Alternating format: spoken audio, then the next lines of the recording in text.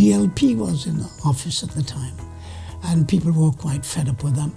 And so we won 10 seats, I think it was, and replaced the DLP as the opposition. We went into the election and we got a tremendous response. We had displaced the DLP.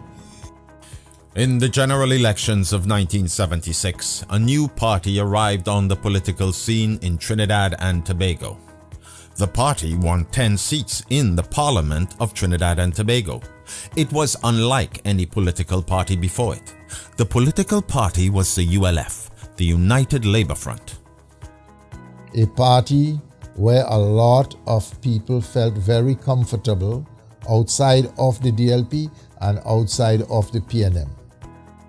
It was an amalgam of 4 trade unions in the main: All Trinidad, the Island-wide Cane Farmers Trade Union as it then was, the Oilfield Workers Trade Union, and the Transport and Industrial Workers Union. The ULF made it possible to bring together all the opposition forces. Almost immediately, though, there was a schism in the party, with the main protagonists being Basdeo Pandey and Rafiq Shah. No, there was a fundamental ideological split in the ULF. Remember, the ULF was literally what it said, United Labour Front. It was the sugar workers and the oil workers and the cane farmers. It was Pandey, Shah and George Weeks, leaders, 3 Labour leaders. And of course, there were alongside them other Labour leaders. Once we won 10 seats, as we did, and we got into Parliament as the official opposition with Pandey as the leader, Pandey saw an opportunity to ditch the left, the revolutionaries in the party, and do away with that and control the party completely.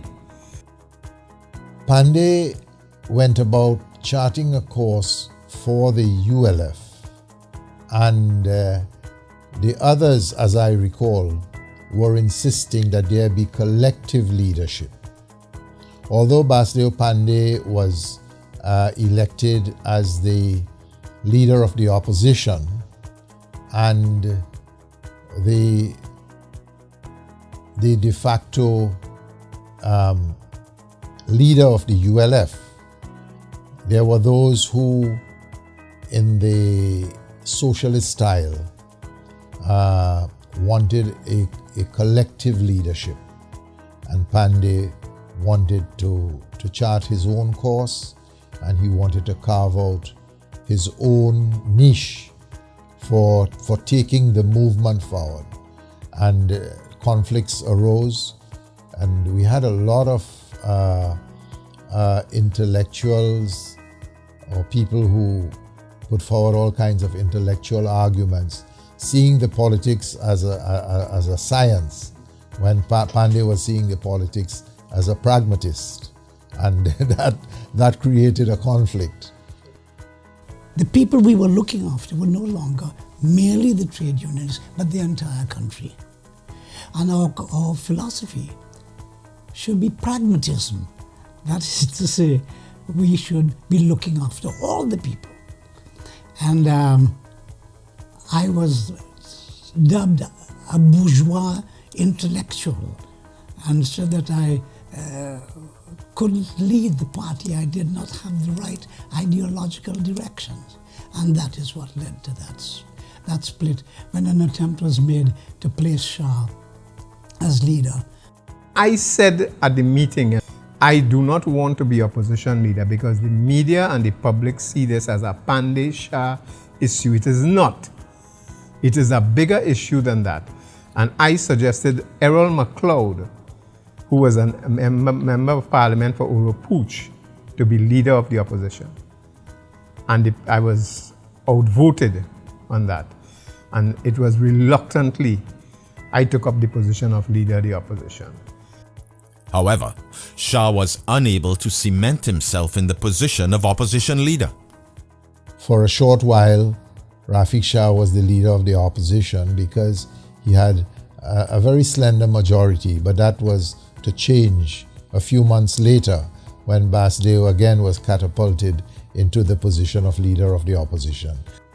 Perhaps the biggest beneficiary of the infighting in the opposition ULF was the PNM government. The weaker the opposition, of course, comparatively speaking, the stronger the government. So that if there were wranglings and disputes and splits and so on in the opposition, that certainly would have been beneficial to the ruling party. PNM was in its glee, watching at the opposition clawing at each other. Once you have a disunited opposition to the PNM will always prevail.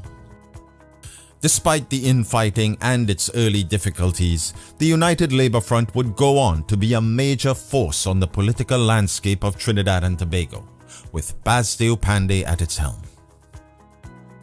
Those of us who stayed with Basdeo Panday, we had to rebuild and refashion the ULF.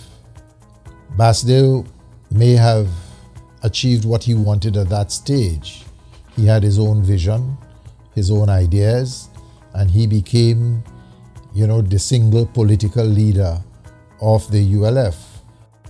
So what you saw there that occurred with that between Shah and Panday was that split between an ideological split between the labor foundation of ULF and the race-based foundation of what became the Panday's ULF. The ULF experience was the commencement of the dismantling of the racial pattern of voting. That party merged into the NAR, and with the NAR, we all remember that euphoria of the one love message with the NAR. That did not last, but Panday took pieces of that and he was able to form government.